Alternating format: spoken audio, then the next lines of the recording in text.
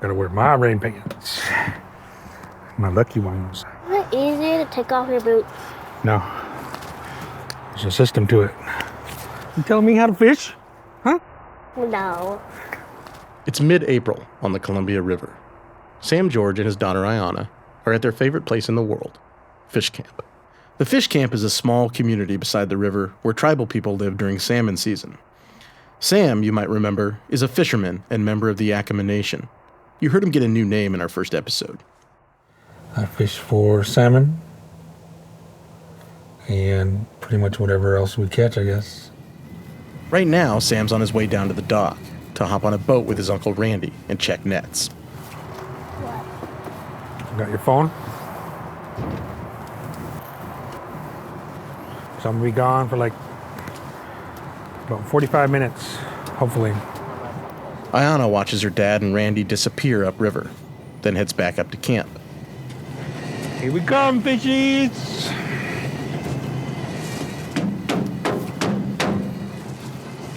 They're 2 weeks into the fishing season, and they'd hoped for hundreds of salmon. So far, their nets have been empty. That's bad news for their family and for the other people who rely on the fish they catch. Those empty nets are also a symbol of all the promises our government made and broke. This is Salmon Wars. I'm Tony Schick.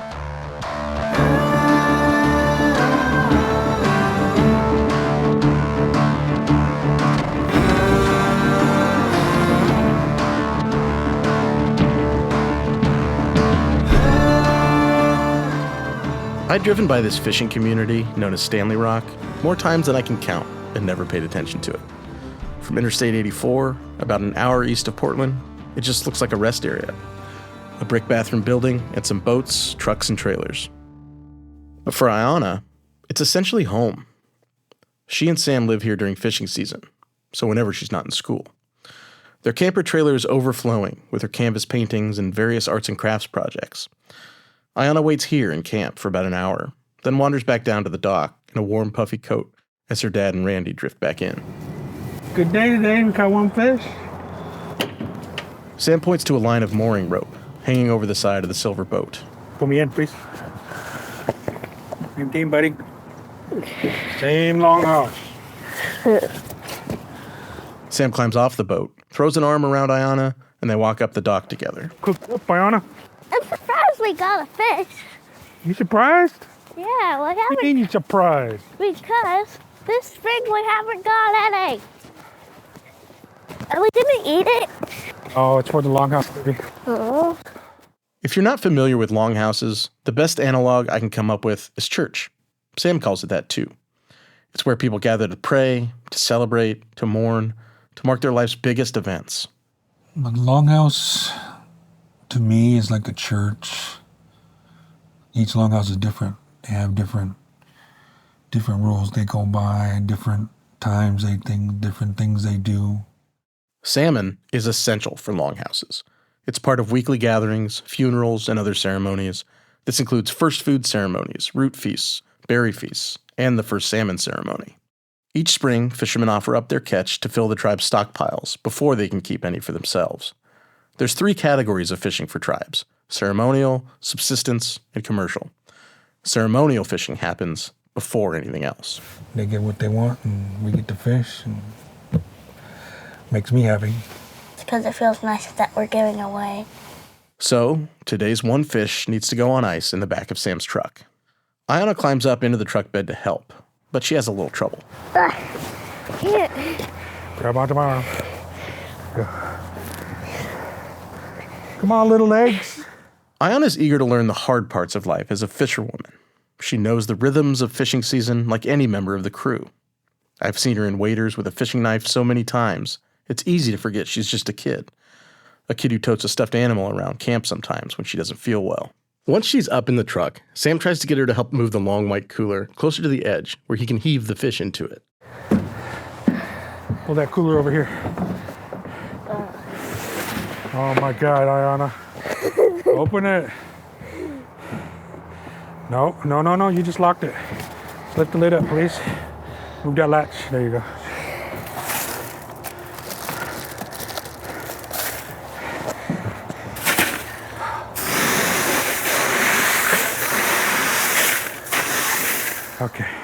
Then, father and daughter sit and relax, swinging their legs off the edge of the truck bed. You're supposed to help me. I did. Yeah. You're supposed to know what to do. How come I gotta tell you what to do? I noticed the license plate behind Ayana's pink boots. It reads, Yakama Nation, Treaty of 1855. That's the treaty that made this father-daughter moment possible. For now, at least. As they sit and talk about plans for the next few days of fishing, their Uncle Randy walks over with a plan for dinner. And of course, it involves salmon. Check this out. Whoa. We got 3 of them. He's holding up a vacuum-sealed package of bright orange fish labeled Alaskan salmon. He pulled it out of a food box donated by a local nonprofit. Wild caught. It's not native caught. Sam's quip about the salmon they're about to eat not being native caught, that's why the tribes signed treaties. It's why, back in 1855, dozens of tribal leaders from across the region accepted an invitation from the U.S. government to gather in eastern Washington for the Council of Walla Walla.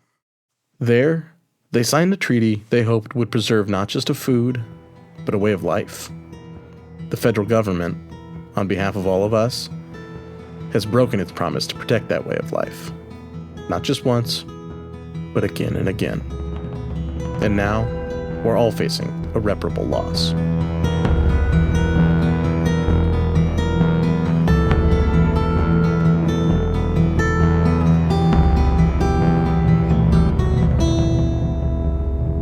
I don't know a great amount about the treaty of what they had,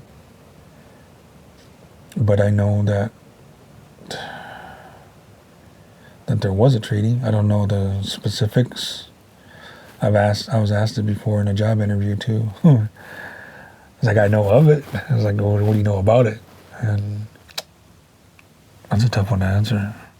Sam fishes by the treaty, but he hasn't studied the ins and outs of it. He's a busy guy.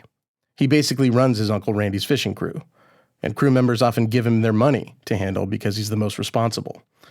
He's raising his daughter and takes care of half a dozen nieces and nephews who live with him off and on.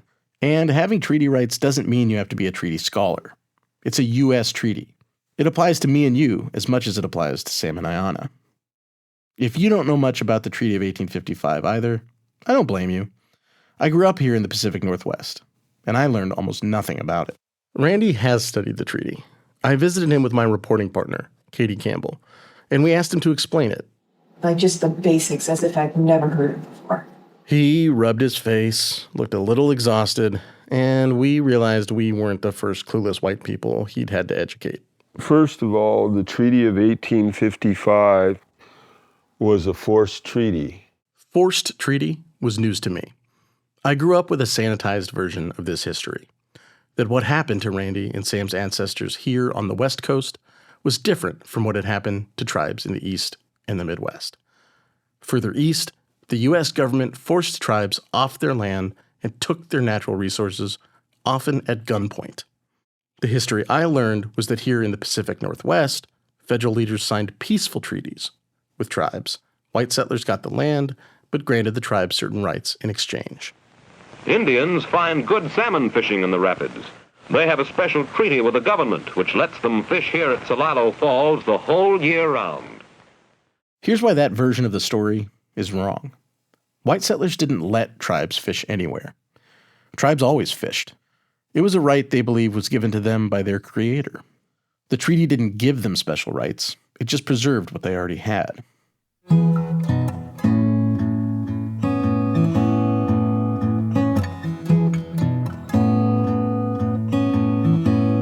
By 1855, when Columbia River tribes gathered in Walla Walla, they'd heard what government agents had done in other parts of the country.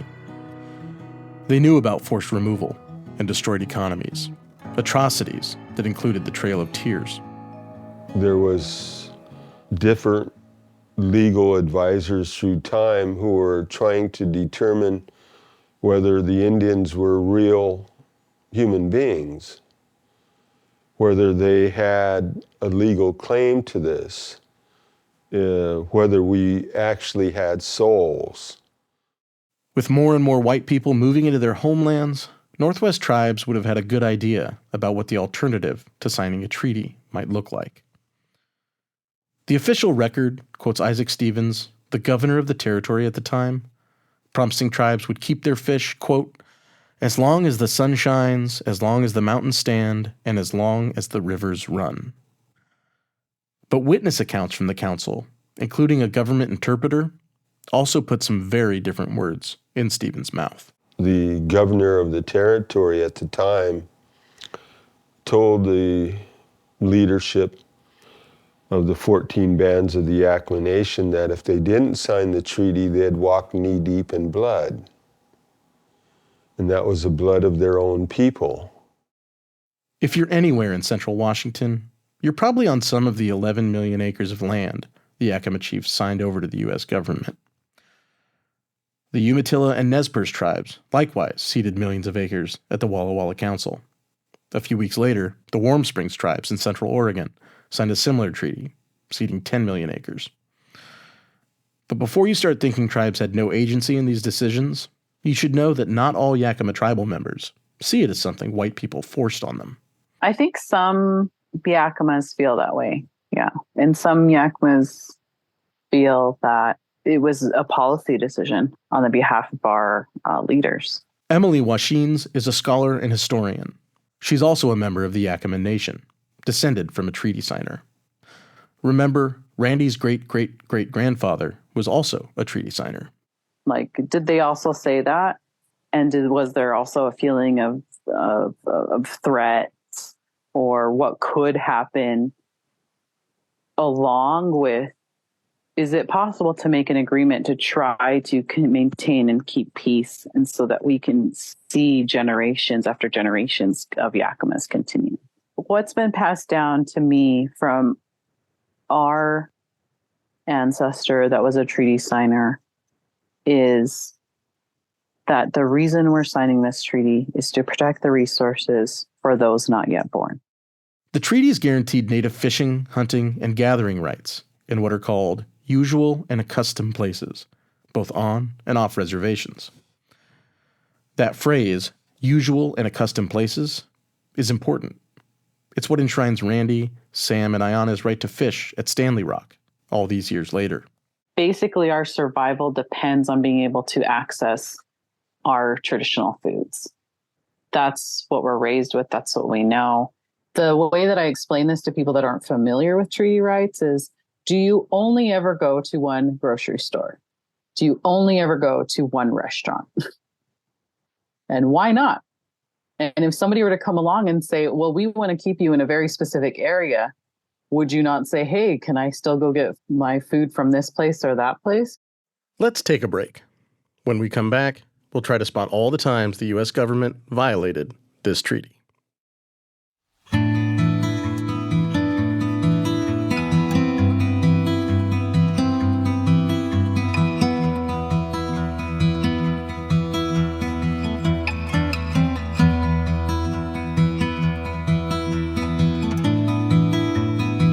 Yakama historian Emily Washines says it wasn't long after the ink dried on the treaty that tribes encountered problems trying to actually use it and exercise their rights to access land outside the reservation. The federal government lost the map from the treaty signing. And so you had decades of Yakamas that kept telling each generation, we have this other section of land the federal government agreed to, but they're not upholding their end. Even though tribes knew what resources they could access off the reservation, the U.S. government didn't. I mean, Governor Stevens didn't travel the whole tracts of the land in the agreements that he was signing and agreeing to. But right around the time of the treaty, word was spreading amongst white settlers about what they could find on the reservation. There was gold that was found in northern Washington in the Colville area. Within weeks of signing the treaty, Regional Governor Isaac Stevens was allowing white people seeking gold to settle on the Yakama Reservation. To trespass, in other words. So the United States is violating this treaty left and right, and we haven't even made it out of 1855 yet. We're going to see this happen again and again. When the U.S. wants something the treaty promised tribes, it violates that treaty. In this case, things escalated quickly. And we had miners traveling through the Yakama area and they ended up raping and killing a mother, her daughter, and a child in a cradle board. And so the widow of that mother and family, along with his friends, found those miners and wanted to prevent them from hurting anybody else. So he killed them. The federal government's response to that was to ask us to turn over the widow for him to be prosecuted or tried or killed. And our response was no, as Yakama tribal members. After the widower killed those miners in revenge, a Bureau of Indian Affairs agent rode into the territory to investigate. There are different versions of how it happened, but that agent ended up dying at the hands of some Yakamas. After that, both sides were prepared for war. Basically, is our first report of what's now known as missing and murdered Indigenous women and girls. Our first reported case was in that 1855 after the treaty was signed, and the government responded with a 3-year war. The U.S. spent the second half of the 1800s in various wars with tribes all across the Northwest, from Puget Sound into Idaho. Some of that was the spread of the Yakama War. Some of the fighting broke out separately, over different treaties. And some of the violence happened because tribal leaders refused to sign new treaties. They weren't going to give up even more of their land. U.S. troops pursued them across thousands of miles of the American West.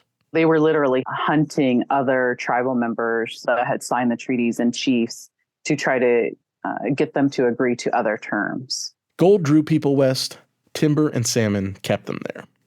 As the gold rush slowed, settlers realized the rivers held riches too. Salmon canneries could sell salmon from coast to coast and created an insatiable market. They got permits from the state to set up mass-scale fishing operations that blocked tribes from their usual fishing sites. We're right around the year 1900 now. And note, the U.S. is violating these treaties again.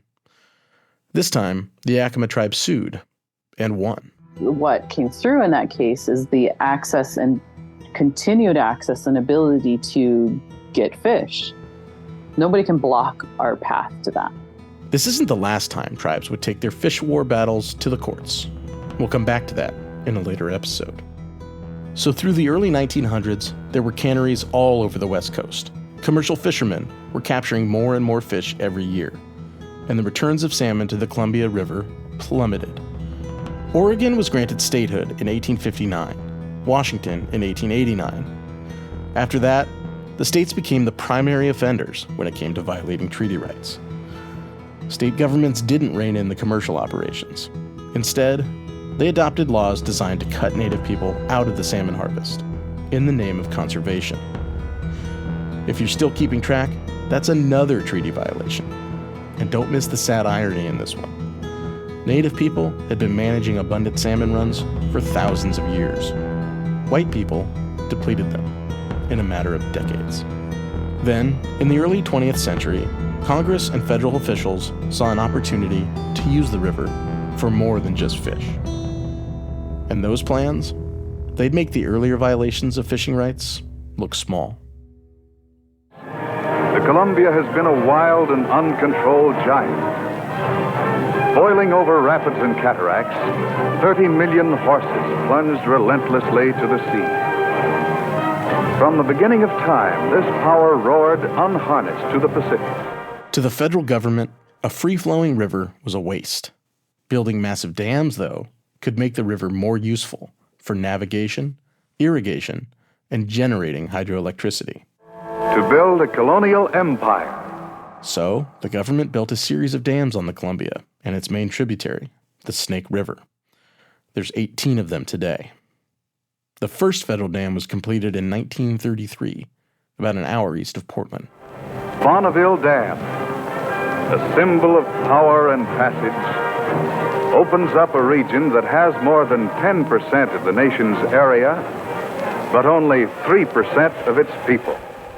Bonneville Dam created a lake that flooded the Cascade Rapids, once an important fishing area for tribes. Before it was even completed, construction was already underway upriver on an even larger dam that would flood an even more important fishing site. I've been from here to yonder, I've been from sun to sun. Cooley Dam's the biggest thing that man has ever done.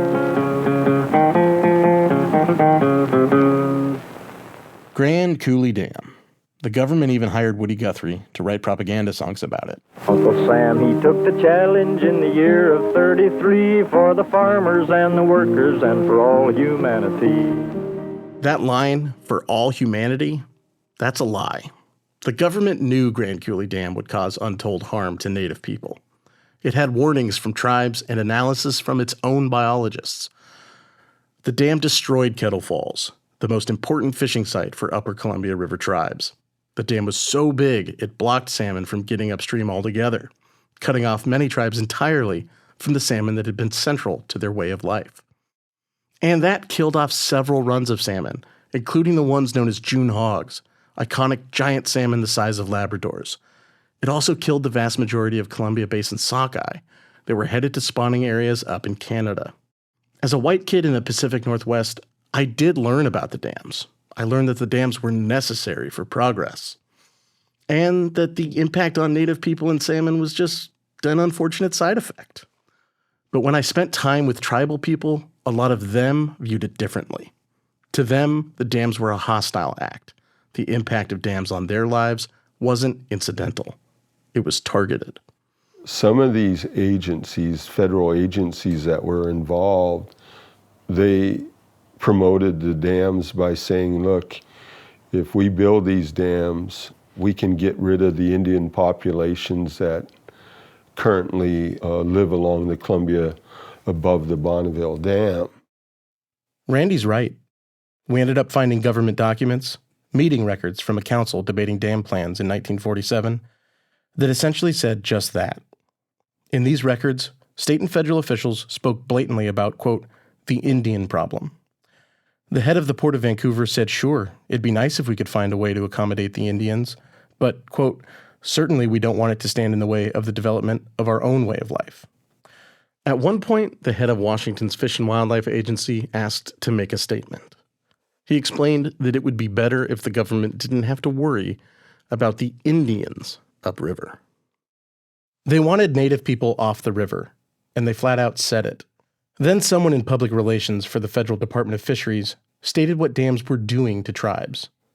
He said, now, these dams are going along, and they are going to destroy their very life, the essence of life for these various tribes. Reading this, I was struck by how well a public official seemed to understand the harm the government was inflicting. It made sense when I found out he was actually Native, a member of the Tulalip tribe on Washington's coast. But then he kept talking, and he explained how these dams fit the government's larger plan. And that plan was, quote, we hope there will be no Indians. Government officials wanted tribes to just give up their river ways. They wanted them to integrate into white society or disappear altogether.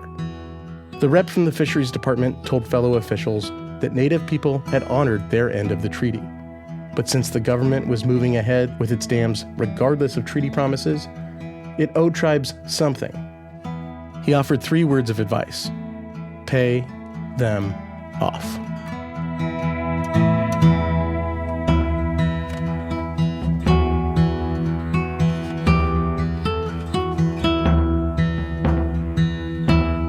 By 1950, the last great fishery and most sacred site for Native tribes on the Columbia was Salado Falls. Tribes called it YM. It means echo of falling water. People who remember its roar say you could hear it from miles away. Here's some historical footage of the sound.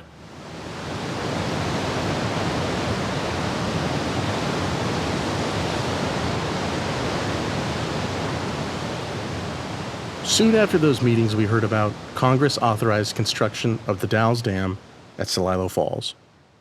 Tribal members like Randy's father and grandfather made their living there and made their homes along the river. That's who they were. They were fishermen. The government forced them to move to reservations to prepare for construction when Randy was just a baby. And then, on March 10th, 1957,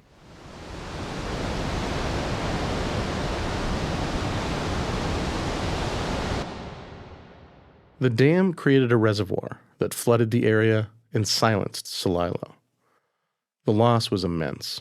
It's hard to put into words, but Yakama historian Emily Washines gave it a try. There's a loss of fishing and there's a loss of homes because they were flooded out. So the number of different villages and the cultural resources and our connection to those historic sites went away or went underwater. You might be thinking that sounds like a direct violation of the treaties. You'd be right. Yeah, I mean, I think how people view development, they have different ways of writing things on paper so that they can, sign what's needed to be signed and do their economic analysis the way that it benefits development. I think that at the very basic level, that's what we see happening again and again with different development along the river. The federal government justified the dam, built it, and offered meager compensation payments to the tribal members who were so deeply affected by it. But that compensation wasn't even close to enough for families like Randy's settlers. These families depended on salmon fishing for their livelihood. And I think it amounted to like $3,200 per individual. $3,200 in exchange for a way of life.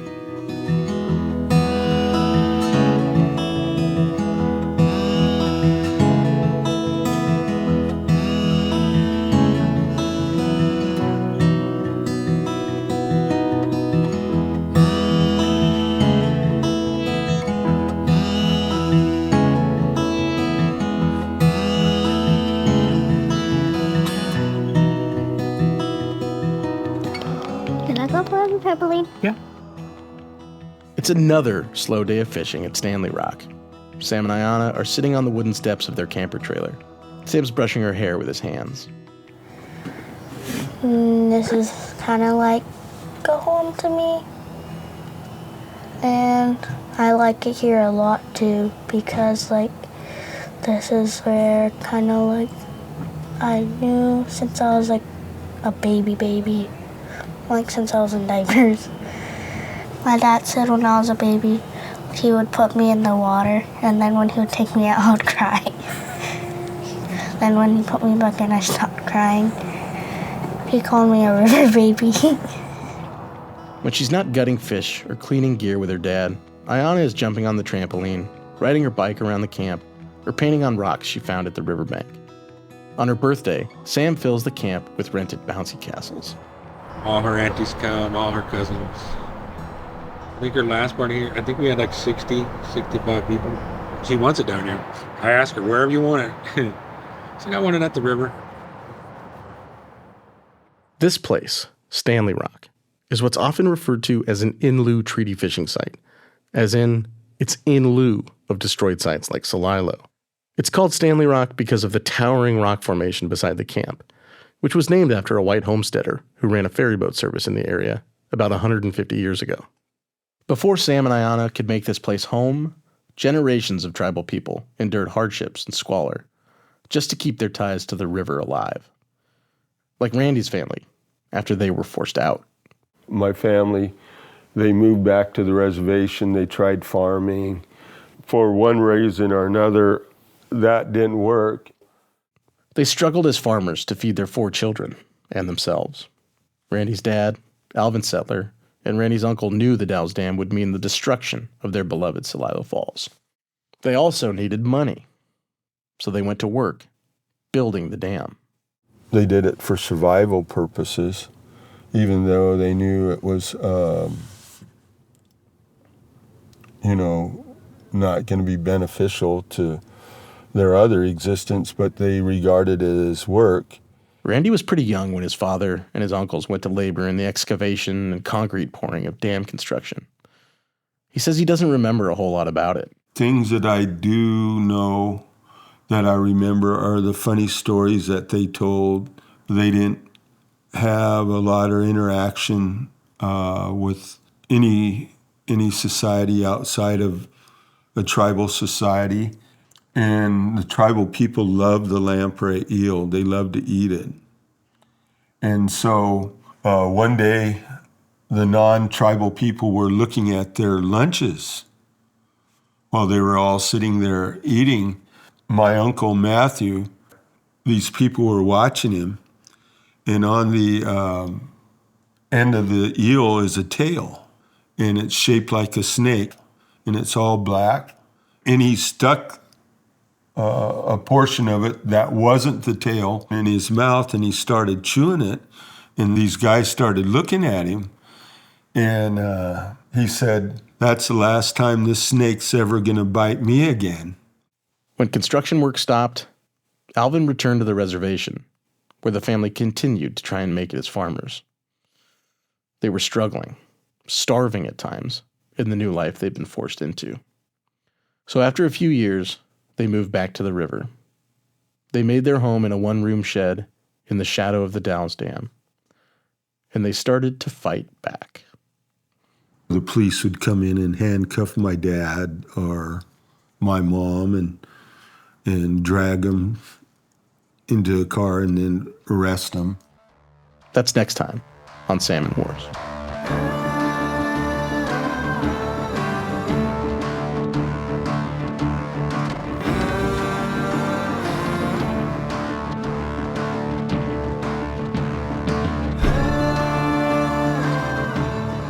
Salmon Wars is brought to you by Oregon Public Broadcasting and ProPublica. Thanks to all the members who make podcasts possible at OPB. I'm your host, Tony Schick. I produced this podcast along with Julie Sabatier. Katie Campbell at ProPublica contributed to the reporting. Our editor for this project is Anna Griffin. Our sound engineers are Nalene Silva and Stephen Cray. Original music for Salmon Wars was created by Keely Goodwin and Sean Ogilvie. Thanks to Charles Hudson for reviewing our episodes prior to publication with an eye toward cultural context. And thanks to Sarah Bluestain, Lillian Kerbake, and Sage Van Wing for their input. Visit our website, opb.org, for more in-depth reporting on salmon, dams, and Pacific Northwest tribes. And if you like this podcast, please follow us on your favorite podcast app.